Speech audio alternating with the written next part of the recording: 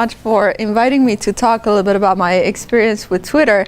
I come to you with a story, with an experience, with a whole lot of questions and not a lot of solutions. So I will be upfront about that. My experience was not one that worked perfectly well or well, and I guess that happens. I guess that happens, and I'm really looking forward to harnessing your thoughts and your expertise and generating hopefully a nice discussion about how we might improve the usage of this particular technology or other technologies to achieve the learning goals that I have, which I think could be pretty common across your courses. A little bit of introduction about myself. I am an assistant professor in the Department of Communication Arts, and I study the psychological and social aspects of computer-mediated communication. So I'm really interested in how people use technological tools to build relationships, to maintain relationships. I study a lot of self-presentation, of deception, of emotional well-being, and sites such as online dating and social network sites and so on and so forth. So part of my interest in using technology in the classroom was also driven by my research. And I will tell you a little bit about some of the theories in my field, and you'll see how I may be a lot stronger with theory than with direct applications. I mean, for sure that's the case. So let me give you a little bit of background on the teaching setting that I encounter and the challenges that I had initially. I teach a very large undergraduate course, Communication Arts 272, not that that matters. It's an interpersonal communication course, and it's also a designated COM-B course at the university. It has about 150 students. I teach a large lecture twice a week, and then the students break into small sections once a week. And because the course is absolutely jam-packed with both the content and the COM-B aspect, what happens is that the sections are typically dedicated to the COM-B aspect. I guess everybody knows what that is, right? I shouldn't go over it. Whereas the lecture covers the actual material. And what I've noticed in talking with the students and reading closely through my evaluations is that there's a feeling of disconnection in the large lecture. There's 150 students. They don't know each other very well. The sections themselves are not dedicated to the class material. They're about how to write a thesis proposal and about assignments and things of that nature. So there's not a lot of bonding happening. And we all know that the social aspects of learning are really important, and the more students bond with each other and benefit from each other's experience, the more they get out of the course. Also, I like to use a lot of active learning strategies in my course, even in my lecture. I do a lot of Q&A, and I try to capitalize on the students' knowledge. And of course, it's an interpersonal communication course, so everybody has direct knowledge. But there's awkwardness in speaking up in lecture. There's, about 5 people who speak up routinely and everybody else doesn't. And of course, we're struggling. This is a common complaint, of course, with people not completing assignments on time. I have 3 exams. I try to break it up such that they are forced to stay on top of the material, but the fact of the matter is that they're not. And in my seminar courses, I use discussion boards with great success, actually, where I have people reflect on the upcoming week's readings and comment on each other's posts, and that works really, really well. But I am not able to do that because of the format of this large course. So these are some of the challenges that I faced. Social, basically, nature, and also learning-wise in terms of not completing readings on time. And also, I look at social media as a potential opportunity because, well, students use it a lot, right? It's really embedded in their everyday lives. They usually just fall all over themselves when they see an instructor willing to get them to use social media for class. At least that had been my experience before this. And also, I wanted to encourage personal sharing. Personal relevance, as we know, is a great lubricant for learning. In a course of interpersonal communication, it is quite applicable to the extent that people are comfortable sharing their own experiences. There's a lot of learning that can be done in this more applied fashion. And I figured out that we could use this media to get them to talk a little bit about their own experiences, share with classmates, get to know each other better, self-disclose. Self-disclosure and intimacy are really tied together. We know that from a ton of research in psych and communication. Well, I promised that I was going to talk a little bit about the theory behind my thinking. This is one theory that I actually use a great deal in my own research. It's called the hyperpersonal model of online communication, and this theory tries to detail how people relate to one another when communicating through computer-mediated communication with strangers, which is a setting that I expect to be common in my class where people don't know each other. And in brief, this theory basically claims that the online setting has a series of affordances that change the way people relate to one another and the way they construct messages. Specifically, there's a reduction in nonverbal cues, so you no longer have to manage your nonverbal cues and worry about that in interaction. It frees up a lot of cognitive space for you to think about other things. Also, it changes the focus of attention from your conversation partner to your own self, right? It increases what we call private self-awareness, the degree to which you're in touch with your own feelings and thoughts. It's also an editable medium. Most of them are editable. Lots of them are asynchronous in the sense that you have unlimited composition time. So this gives people a lot more control over the kinds of messages that they construct and a greater level of comfort with constructing those messages than, say, speaking up in class. I can think about it, I can revise it, I can refine it, polish it until I'm satisfied with it. So what happens psychologically according to this theory? As far as the senders of the message are concerned, when you have these affordances, you can engage in what we call selective self-presentation. So you can control your messages to a greater degree than you would face-to-face. Now, self-presentation is obviously a process of selection by definition, right? You can never present all of yourself. You have to edit and choose what you're going to present. The term selective self-presentation is therefore redundant, but it's redundant on purpose because it conveys this notion that self-presentation online is selective above and beyond what it could be face-to-face. That's something that I apply a lot to my work with online dating profiles, for instance. Now, on the receiver's end, so receivers of messages, because they have so little information, they're lacking nonverbal cues, they don't know a great deal about their partner, certainly not as much as they would face-to-face, it's easy for them to engage in what we call over-attribution, which is just the process of imagination, just filling in the blanks for missing information with information that you think makes sense, right? So if I'm talking to somebody online and I just know that she, let's say, is a graduate student in my field and she's a vegetarian. It feels like she's the only other vegetarian I've ever met in Madison. Wow, that's fantastic, right? I'm filling in the blanks with information that makes sense. I'm imagining this person's awesome, right? It's really great. And because senders engage in selective self-presentation, they put their best face forward by controlling their messages. Receivers engage in over-attribution. That creates what we call an idealization loop. It's just that much easier to build rapport and to like people you interact with online than you would face-to-face. So liking, rapport tend to emerge. And this is something that's been supported a great deal in the literature. When strangers interact with one another in these sorts of settings, we are seeing these intensified processes. And these are positive because usually people like to impress their audiences and try to construct positive messages, but it is possible that the process is negative as well. If the information that you get from the sender is stuff that you absolutely disagree with and you don't like, you can really, really dislike them so much more than you would face-to-face. So it's a process of exaggeration. The negative end of the spectrum would explain something like trolling or flaming wars, or why people get so incensed and upset on the internet. But that's rarer than the positive end. So that's the theory that I started with. So I wanted to capitalize on these processes to get students to interact with one another, to share a little bit, and to build this rapport. So what I did, the experiment, I decided to use Twitter for the class for a series of reasons. First, it has a high level of penetration amongst college students. Lots of them are on Twitter. A majority of them are on Twitter. They know how to use it. They're familiar with the technology. There's not a learning curve in terms of familiarizing themselves with it. And it also is a little bit less personal than some of the other social media. Facebook tends to be really, really highly personal.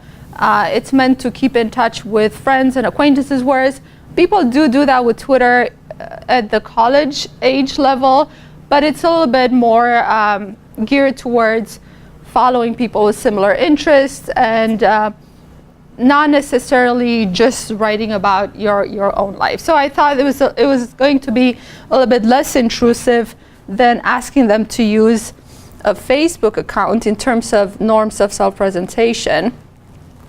Also, the short character format made sense for me. It's just not a lot of work to write 140 characters, right? It's not a big imposition on the students who already have 30 pages of writing to complete for their COM-B assignment. All right. It provides a series of functions that work well. It's easy to find classmates' postings, for instance, by searching through hashtags, as long as we give people a certain hashtag to use. And what we did is we gave them a class hashtag. They could follow the messages related to that topic quite easily without having to do a lot of searching. That was a desirable feature, I thought. And also, Twitter provides popularity metrics through the number of followers that you can accrue and the number of favorite tweets you can get. And if the goal is to incentivize people to do the readings and to bond with others and attract attention, having access to those popularity metrics might be a good idea, I thought. The assignment that I gave them, this was a couple of years ago, I asked them to log in weekly and post a tweet, and at least one tweet and one reply to one classmate's tweet. And the topic that I gave them is select either the most intriguing insight from the readings, whatever you thought was most fascinating, grabbed your attention, as an incentive to get them to do the readings, or at least skim through the readings so they get to something insightful. Or I gave them an option to make some sort of a personal connection to the extent that they're comfortable sharing. And we want to be careful with that. We don't want to get them talking about private things that would make them uncomfortable. So they had an option to do one of these or both. And again, to reiterate, the learning goals that I had were to stimulate engagement and excitement about the material, particularly the applicability of the material would hopefully stimulate excitement. Also, identifying a most valuable insight should hopefully be engaging for people. Wanted to encourage them to keep up with the readings. And obviously, I wanted to promote rapport and connectedness and bonding with their classmates, which is something that's missing. And actually, moving forward is something that I'm increasingly thinking about, because at least in my department, we're talking about moving to a model where there will be no sections. Even in very large classes, we'll just do power lectures. At least some of the classes will have 75-minute lectures twice a week and no sections. And if the class has 100 students in it, this could be an even bigger issue. Now, there were some logistics that we had to be mindful of. So Twitter is a public sphere, and we do have to think about the extent to which we want students to play with ideas and disclose about themselves in a setting that might not feel safe. And if it's public, it might not feel safe, particularly for seniors who are on the job market and they're thinking about the images that they put forth to potential employers. You'd be surprised how many seniors wait to take COM-B courses until their very last semester. So what I did is I talked to the students about these issues, and I gave them a choice of either using their existing account or creating a new anonymous account for the class. As long as they gave their TA the handle of the account so we can track it, it would be okay.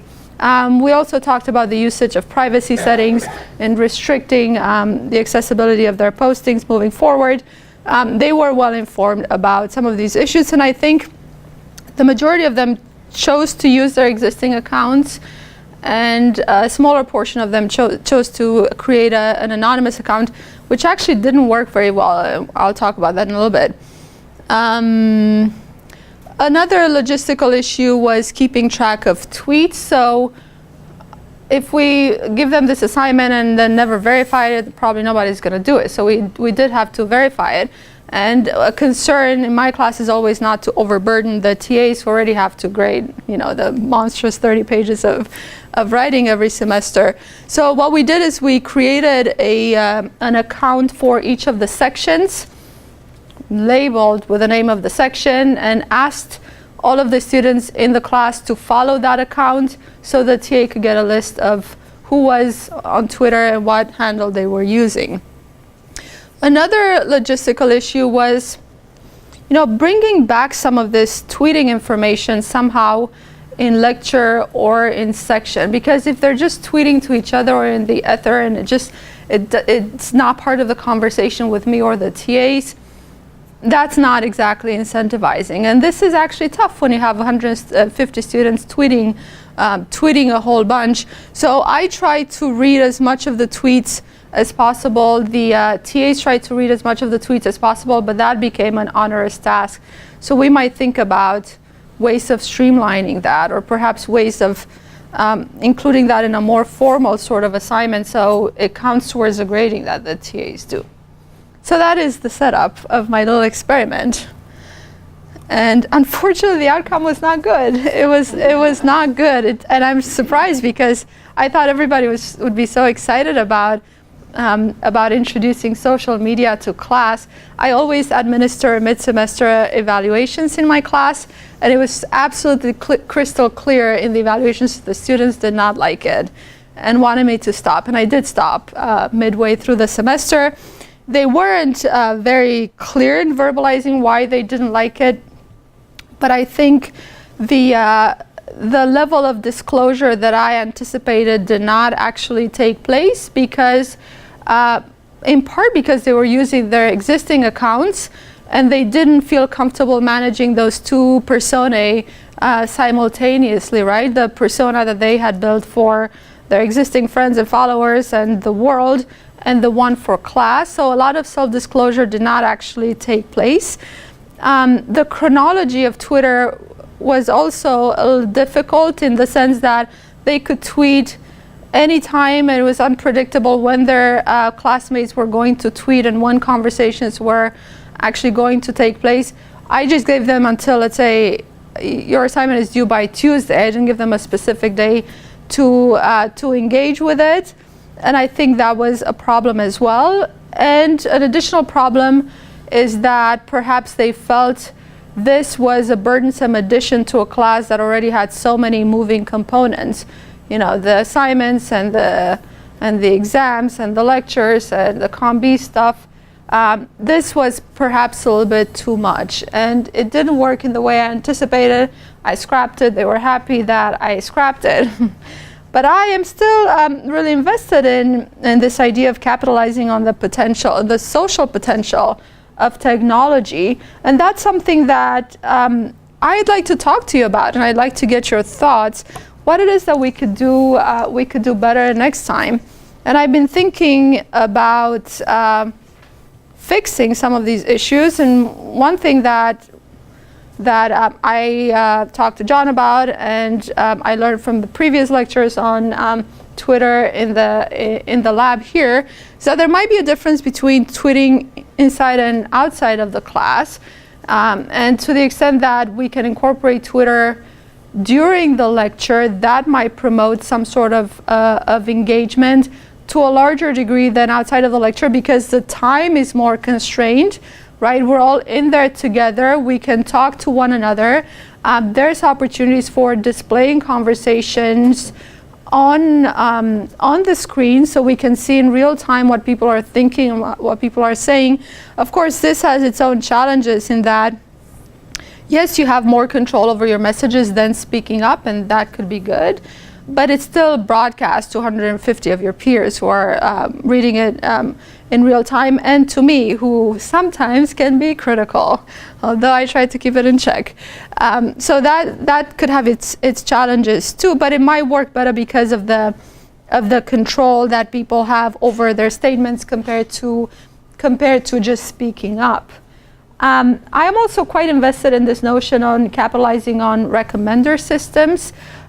People like attention. People like positive feedback. They like to see that they're doing well, and people are paying attention to their messages. We know from Facebook that the more likes, the more comments you get, regardless of what the content of those comments is, the better people feel. And with Twitter, we have the favorite function and the follower function that could work well in terms of motivating people to garner positive feedback from their peers. And finally, what I'm thinking, obviously, is that maybe the assignment prompts that I gave them were not the most engaging and the most insightful, if you will. And maybe we need to rethink that. Maybe we need to rethink the learning goals for this technology as well. Maybe it should be, beyond bonding with just an amorphous mass of 150 of your peers. Maybe it can be more directed to smaller groups or smaller topics, so on and so forth. So these are some of the issues that I'm thinking about. I'd love to get any thoughts and any feedback, any expertise that you might have on this. Thank you. All right.